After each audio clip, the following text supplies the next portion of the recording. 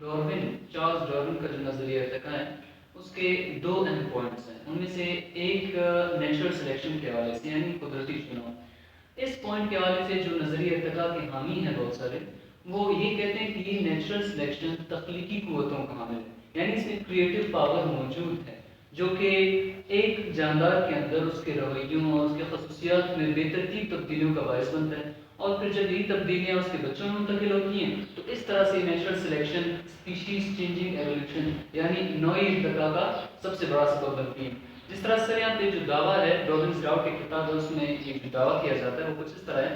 کہ the second pillar of Darwin's theory affirmed the creative power of a process he called natural selection, a process that acted on random variations in the traits or features of organisms and their offspring. جی یہ جو Darwin کے حوالے سے ہماری videos بن رہی ہے ایک یا دو ویڈیوز, اس میں ہم جتنے بھی حوالے دیں گے ریفرنسز کوٹ کریں گے وہ ناظرین کو میں بتاتا چلوں کہ اکثر کویسچنز اور آنسر جو ہے وہ اس بک سے جو ہے ہم لے رہے ہیں. اس بک کو آپ ڈاؤن لوڈ کر سکتے ہیں, پی ڈی ایف اس کا نیٹ میں موجود ہے, گوگل سے ڈاؤن لوڈ کر سکتے ہیں. اس میں اس پر تفصیلی بحث ہوئی ہے جس کے حوالے سے ہم کچھ اہم کویسچنس کے جوابات دیکھ رہے ہیں. تو یہ جو اب دوسرا دعویٰ کیا گیا ہے کہ یہ جو نیچرل سلیکشن کا عمل ہے یا قدرتی چناؤ کا عمل ہے, اس کے اندر کریٹیوٹی کی قوت پائی جاتی ہے. یعنی یہ مختلف جانداروں میں ایسی نئی تبدیلیاں کریٹ کر سکتا ہے جس سے ہزاروں سال کے بعد یا لاکھوں سال کے بعد ایک جاندار مکمل طور پر دوسرے اسپیشیز میں تبدیل ہو جاتا ہے. لیکن ارتقاء کے جو حامی ہیں جو ایولیوشن تھیوری کو دل و جان سے قبول کر چکے ہیں, ان کے پاس اپنے اس دعوے کے لیے کوئی دلیل نہیں. سائنس کی دنیا میں, علم کی دنیا میں عقلی طور پر ان کے پاس کوئی ایسی دلیل نہیں ہے جس سے یہ ثابت ہو کہ واقعی نیچرل سلیکشن میں کریٹیوٹی کی قوت ہے. اس کے رد کے لیے میں ایک دو جو ہے وہ اسٹرانگ دلائل آپ کے سامنے رکھتا ہوں جس سے آپ کو نیچرل سلیکشن کی صلاحیت کا اندازہ ہو جائے گا کہ اس میں کس قدر قوت پائی جاتی ہے. یہ اس میں کہتے ہیں یہ جو دعویٰ کیا گیا تو اس کے رد میں بتا رہا ہوں. As an increasing number of evolutionary biologists have noted, natural selection explains only the survival of the fittest. Only the survival of the fittest, not the arrival of the fittest. The technical literature in biology is now replete with world-class biologists routinely expressing doubts about various aspects of new Darwinism theory and especially about its central tenet, namely the alleged creative power of the natural selection and mutation mechanism. یعنی اس میں وہ صاف طور سے یہ کہتا ہے کہ محض الزام کے طور پر یہ ایک محض الزام ہے نیچرل سلیکشن کے حوالے سے کہ اس کے اندر کریٹیوٹی کی صلاحیت پائی جاتی ہے. وہ بتا رہے ہیں کہ یہ تو ٹھیک ہے کہ سروائیول آف دی فٹسٹ اس کو تسلیم کیا جاتا ہے, لیکن ارائیول آف دی فٹسٹ اس کے کوئی دلائل نہیں. اور جب تک ارائیول آف دی فٹسٹ کے دلائل ہمیں نہیں ملیں گے ہمارا یہ دعویٰ محض دعویٰ ہی رہے گا کہ ایک جاندار دوسرے جاندار میں ایک اسپیشیز میں تبدیل ہوئی. اور ایک اور والا ہے in an 1874 Atlantic monthly essay titled Evolution and the Permanence of Time, Agassiz explained his reasons for doubting the creative power of natural selection. یہ میں بتاتا چلوں کہ یہ جو اگیسز ہے یہ ڈارون کا امثر ہے, اسی زمانے کا یہ بھی سائنٹسٹ ہے اور ان کی کنٹریبیوشن سائنس میں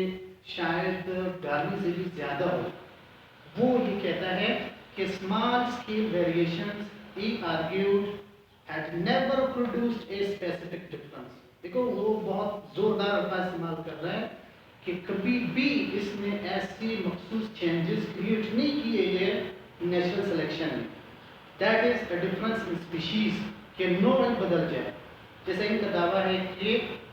بندروں کے ایک نوع سے انسان کے اندر جو ہے وہ تبدیلی آئی، اور آج جو جدید انسان ہے اس کے باپ دادا جو ہے وہ بندروں کی قسم سے چل کے آ رہا ہے، یعنی بندر ایک علیحدہ اسپیشیز ہے اور انسان ایک علیحدہ۔ وہ کہتا ہے meanwhile large scale variations whether achieved gradually or suddenly inevitably resulted in sterility or death۔ یہ کہتا ہے کہ اگر جو بڑی تبدیلی ہے، اگر بڑی تبدیلی جاندار میں آ جائے یا ہم اس کے اندر کسی طریقے سے پیدا کریں تو اس سے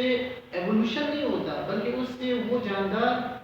یا تو بانج ہو جائے گا، یعنی اس کے آگے نسل نہیں چلے گی، یا پھر وہ بڑی تبدیلی اس کو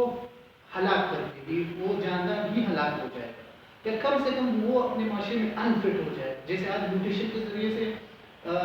بعض تجربات کیے گئے گائے پر، مکھیوں پر، کہ ان کے ڈی این اے کو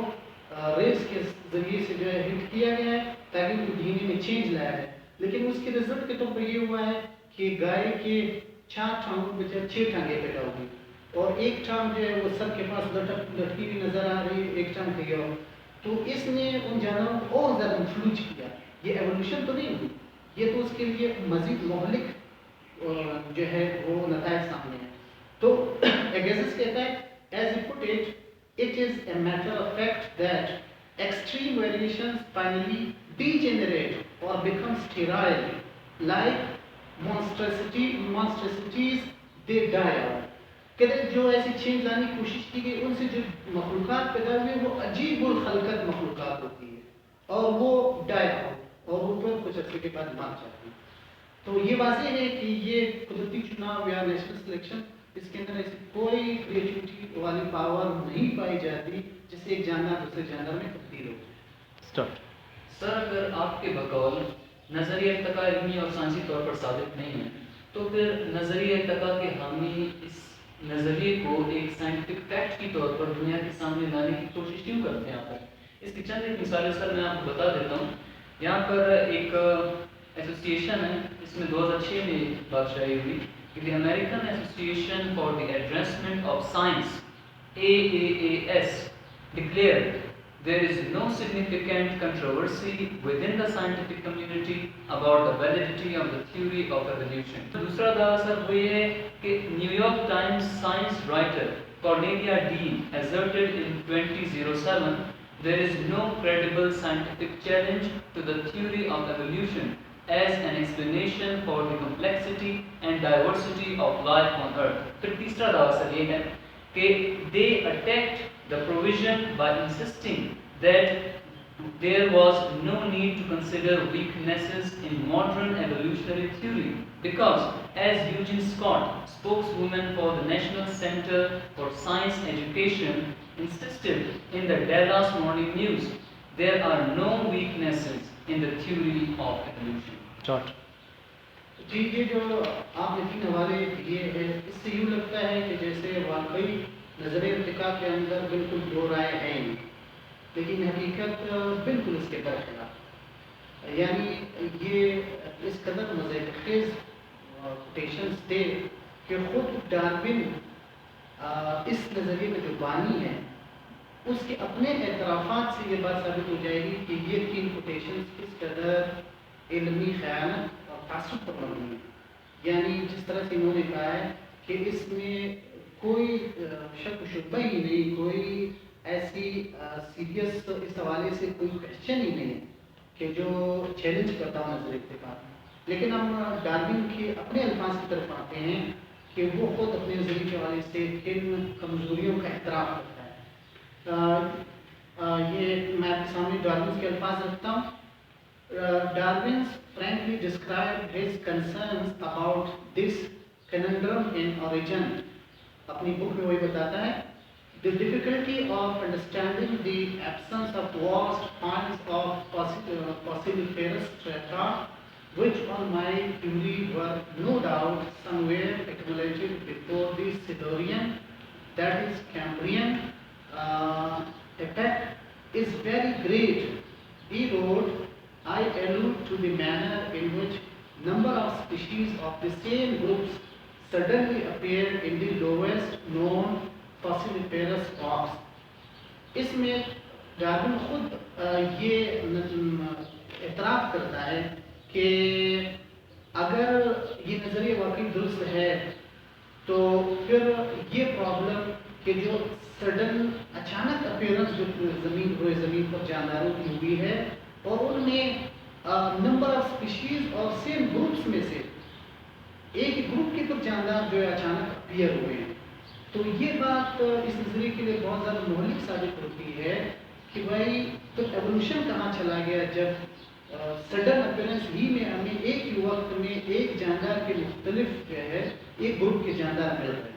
حالانکہ ایک گروپ کے مختلف جاندار تو ایوولوشن کے نتیجے میں آنے چاہیے۔ اور دوسری بات یہ کہتا ہے، ڈارون کہتا ہے if my theory is true، اگر میرا نظریہ ٹھیک ہے it is indisputable that before the lowest Silurian Cambrian stratum was deposited, long periods elapsed as long or probably far longer than the whole interval from the Silurian age to the present day, and that during these vast yet quite unknown periods of time the world swarmed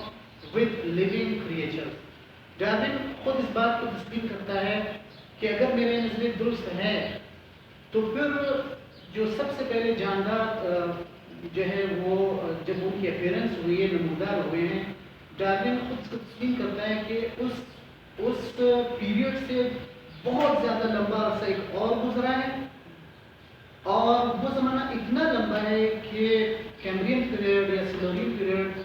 سے لے کر اب تک جتنا زمانہ گزرا ہے اس سے بھی زیادہ زمانہ اس سے پہلے گزرا ہے۔ تو وہ یہ کہتا ہے کہ جب اس زمانے سے بہت بڑا زمانہ پہلے گزرا ہے تو ڈارون خود یہ تسلیم کرتا ہے کہ اس بہت بڑے زمانے کے گزر جانے کی وجہ سے اس زمانے میں جو ایوولوشن ہوا ہے اس کے ہمیں بے شمار جو ہے فاسل ریکارڈز ملنے چاہیے، تب ہی جو ہے ہم کہہ سکیں گے کہ یہ کیمبرین پیریڈ سے پہلے کے جو جاندار ہیں وہ واقعی گزرے ہیں۔ تو خود ڈارون اس کو تسلیم کرتا ہے کہ اگر یہ جاندار ایوالو ہوئے تو اس سے پہلے کہ آباء و اجداد کے فاسل ہمیں ملنے چاہیے جس سے ہم کہیں کہ یہ اس کی اولاد میں سے، تو ایسا نہیں ہے۔ سر جس طرح کہ آپ کی گفتگو سے ہیں آپ کہنا یہ چاہتے ہیں کہ نظریہ ارتقاء علمی طور پر اور سائنسی طور پر ثابت نہیں ہے اور ایک غلط نظریہ ہے، تو اس نظریے کو غلط ثابت کرنے کے لیے ہمیں بہت ہی مضبوط دلائل کی ضرورت پڑے گی، تو اس حوالے سے آپ کے پاس ایسے مضبوط دلائل موجود ہیں جن کی بنیاد پر آپ اس نظریے کو غلط کہہ سکتے ہیں؟ جی، اب میں وہ دلائل نظر ارتقاء کے حامیوں اور جو اس پر ریسرچ کرنا چاہتے ہیں، جو ایک مکمل مضبوط فیصلے تک پہنچنا چاہتے ہیں، ان کے سامنے میں وہ دلائل رکھتا ہوں۔ سب سے پہلا حوالہ جو ہے وہ وہی اگیزس کا ہے۔ اگیزس کہتا ہے Agassiz concluded that the fossil record, particularly the record of the explosion of Cambrian animal life, posed an insuperable difficulty for Darwin's theory۔ یہ کہتا ہے کہ جو کیمبرین پیریڈ میں جو جانداروں کا نمو ہوا، جانوروں کا اظہار ہوا، ظہور پذیر ہوئے، اس نے ڈارون کے نظریے کے لیے ایک ناقابل عبور مشکل پیدا کی ہے۔ دوسرا والا یہ ہے کہ most dramatic of all were the compound eyes found on even some of the very early trilobites eyes that afforded these so primitive animals a 360-degree field of vision۔ The abrupt appearance of such complex anatomical designs presented a challenge to each of the two main parts of Darwin's theory of evolution۔ اس میں کہنے والا یہ کہہ رہا ہے کہ جو Darwin کے نظریے کے لیے سب سے زیادہ جو ڈرامیٹک کنڈیشن پیدا کی ہے وہ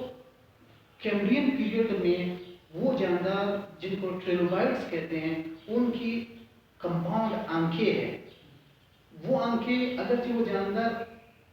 جو ہے سب سے پہلے زمین پر نظر آنے والے جاندار ہیں، لیکن ان کی آنکھیں اس قدر ترقی یافتہ ہیں کہ وہ 360 ڈگری تک دیکھ سکتے ہیں۔ تو یہاں پر یہ دلیل دے رہا ہے کہ اگر ایوولوشن کے نتیجے میں کمپلیکس لائف آتی ہے، ترقی یافتہ لائف آتی ہے جیسے کہ یہ نظریہ کہتا ہے، تو پھر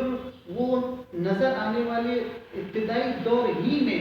ٹریلوبائٹ کی آنکھیں جو ہے اس قدر ایوالو عادت لکھیں سے ہمیں ملتی ہے. اور پھر یہ کہتا ہے کہ اف ڈارون از رائٹ، اگر ڈارون جو اپنے نظریے میں درست ہے، اگیزس کہتا ہے، اگیزس آرگیو